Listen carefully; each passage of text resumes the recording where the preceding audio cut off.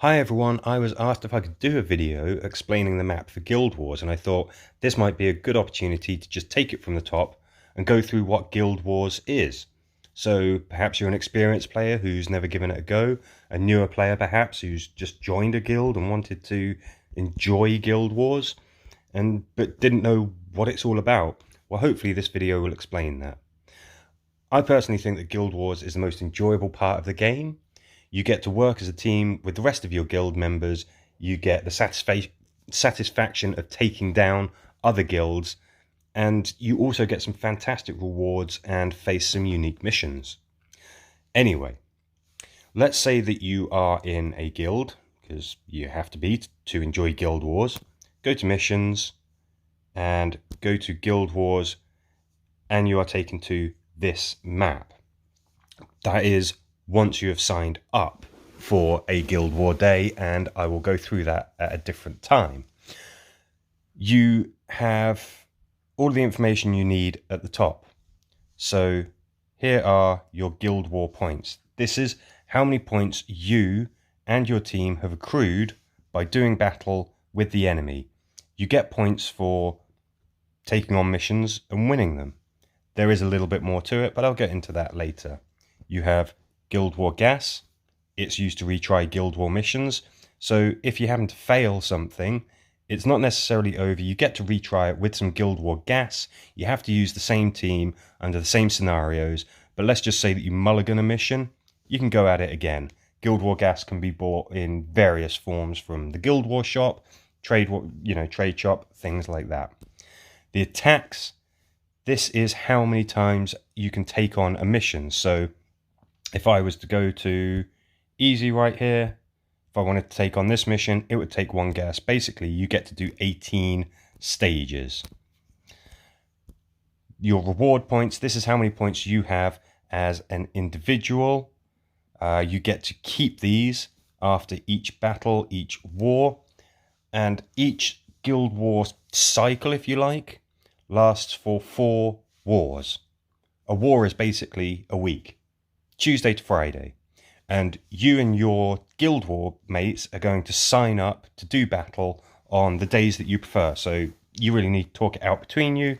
But essentially, this is accrued over the space of 4 wars. It has to be spent by the end of it, but you really get some absolutely fantastic rewards. So that is kind of what we are going for.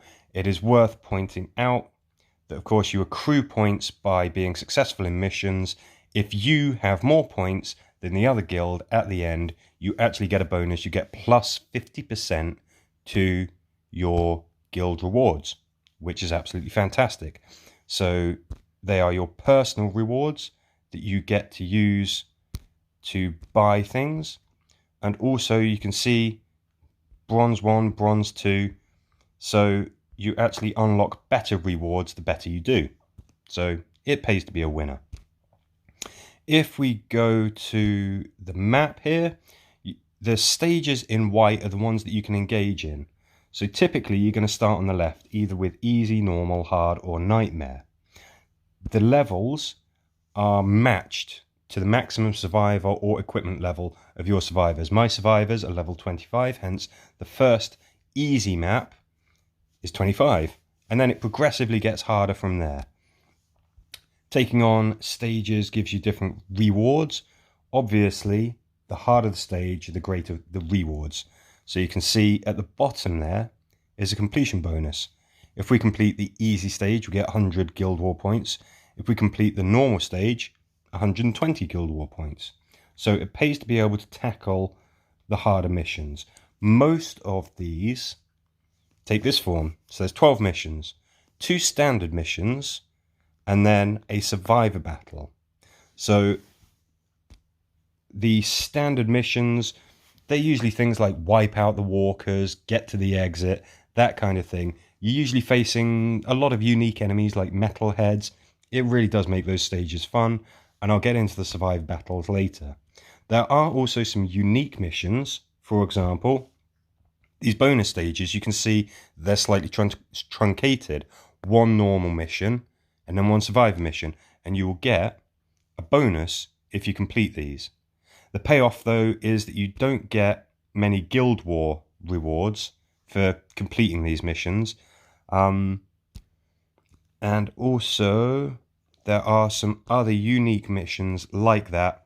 So, for example, we can come here and that unlocks different levels.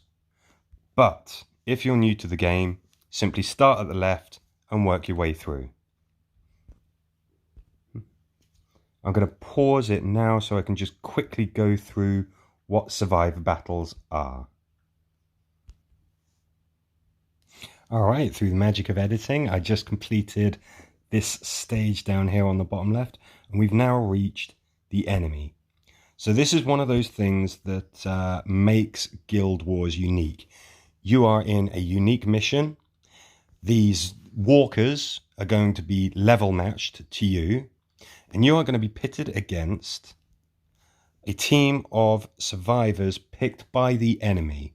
So this is another aspect of Guild Wars, is that you get to pick who defends your guild when it's being attacked.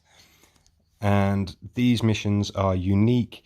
Their mission is simply to wipe you out one by one, and yours is to kill the enemy survivors. As soon as you do that, the mission is over. You can go to this tab here to see what the enemy is packing. Not an awful lot here. Yeah, this is not going to be too tricky. And when you get stuck into it, you are going to be taking them out. Let's just quickly heal up Sasha. This is typically the loadout that I recommend, by the way, which is 2 shooters and a hunter. I'm sure there's other ways to succeed, but this is what I usually go for.